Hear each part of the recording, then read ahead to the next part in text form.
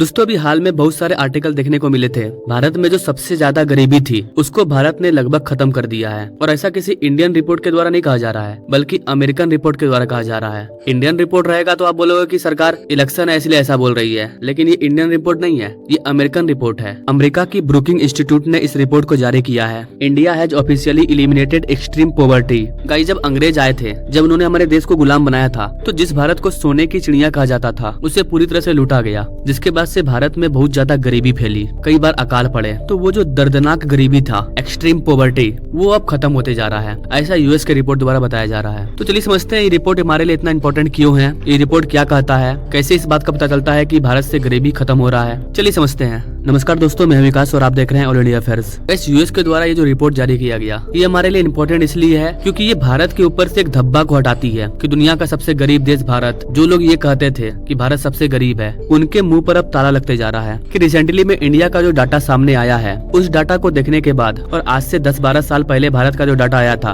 उस डाटा को देखने से ये पता चलता है कि भारत की जो एक्सट्रीम पॉवर्टी थी वो अब पूरी तरह से इलिमिनेट हो चुकी है। गरीबी है, लेकिन वैसा गरीबी नहीं है कि लोग भूख की वजह से मर रहे हैं। भारत में ऐसा कोई नहीं है। भारत सरकार भारत के 80 करोड़ लोगों को या तो 1 रुपया किलो या फिर फ्री में अनाज देती है। एक व्यक्ति पर 5 किलो चावल, पीला कार्ड है तो और ज्यादा मिलता है। तो अब ये कहना गलत है कि भारत में एक भी व्यक्ति की मौत भूख की वजह से हो रही है। ऐसा भारत में कोई व्यक्ति नहीं है। 1-2 अपवाद में दिखते हैं जो कि दूसरे देशों से उठ करके आए हैं, जैसे कि बांग्लादेश से गरीब लोग उठ करके भारत में आ रहे हैं, जिनके पास कोई आधार कार्ड ही नहीं है। वो दूसरे देशों से आए हैं जो कि कहीं पर भी झोपड़ी बना करके रहते हैं। तो वो हमारे देश के नागरिक नहीं है। जो हमारे देश के नागरिक हैं उनके पास आपको एटलीस्ट उनका आधार कार्ड दिख जाएगा, क्योंकि आधार कार्ड फ्री में बना था, जिसको हर भारतीय नागरिक बनवा सकता है। और अगर उसके पास आधार कार्ड भी नहीं है तो वो भारत का व्यक्ति है ही नहीं। भारत के अंदर एक्सट्रीम पॉवर्टी का जो डाटा है वो 3% से नीचे है। और 3% लोगों में भी वही लोग हैं जो कि इंडियन नहीं है, क्योंकि जो इंडियन है उसके पास लाल कार्ड है, पीला कार्ड है, उनको भोजन मिल रहा है। अगर उनके पास छत नहीं है तो उसको घर बनाने के लिए पैसा आता है, शौचालय बनाने के लिए भी पैसा आता है। कहीं 140 करोड़ की आबादी है, तो गरीबी तो है ही, लेकिन एक्सट्रीम पॉवर्टी अब नहीं है, ना के बराबर है। तो ये डाटा हमारे लिए बहुत बड़ी बात है कि चाइना के बाद अब भारत ने भी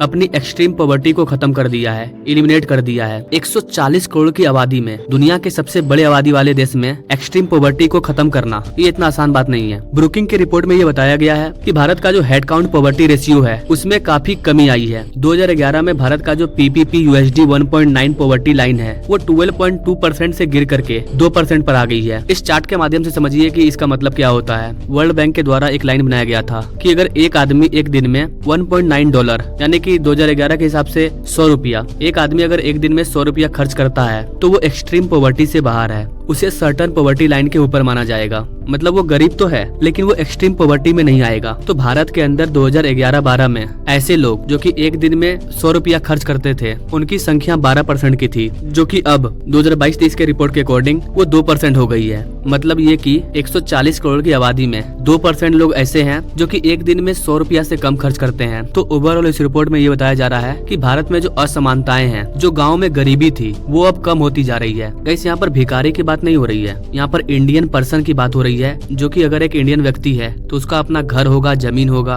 उसका आधार कार्ड होगा, लाल कार्ड होगा, पैन कार्ड होगा, वो इंडियन व्यक्ति है। और उन लोगों में जो एक्सट्रीम गरीब थे उनकी संख्या भारत में 2% हो गई है, जो डेली बेसिस पर खाने पीने रहने जितना भी खर्चा होता है उसमें 200-300 रुपया से ज्यादा पैसा खर्च कर रहे हैं। और गरीब लोगों को सरकार खाने का सामान ऑलरेडी दे रही है। तो उसी चीज को यहाँ पर बताया जा रहा है कि वो जो गरीबी थी वो अब खत्म होते जा रही है। भारत में मात्र 2% है, यानी कि ना के बराबर। तो कहने का मतलब ये है कि भारत की जो GDP ग्रो कर रही है, 8.4% हम ग्रो कर रहे हैं। तो ऐसा नहीं है कि भारत की सिर्फ GDP पर फोकस किया जा रहा है। GDP तो ग्रो कर ही रही है, लेकिन इसके साथ साथ भारत अपनी गरीबी को भी खत्म कर रहा है। और इस चीज को अमेरिकन रिपोर्ट भी कवर कर रही है और वो भी इसे मान रही है कि भारत अपनी एक्सट्रीम पॉवर्टी को इलिमिनेट कर रहा है। इन सारे रिपोर्ट से ये फायदा होगा कि जो भी बड़ी बड़ी इंडस्ट्री है, कंपनी है, वो भारत में आएंगे। तो इन सब रिपोर्ट को देखने के बाद भारत को लेकर के उनके दिमाग में जो नेगेटिव चीज है वो पॉजिटिव में चेंज होगी। भारत का गोल है कि भारत को एक डेवलप कंट्री बनना है 2047 तक, और जो हमारा डेवलप कंट्री होगा उसमें कोई गरीब नहीं होगा। मैं फिर बोल रहा हूँ, मैं भिखारी वगैरह की बात नहीं कर रहा हूँ, वो अपवाद में आते हैं।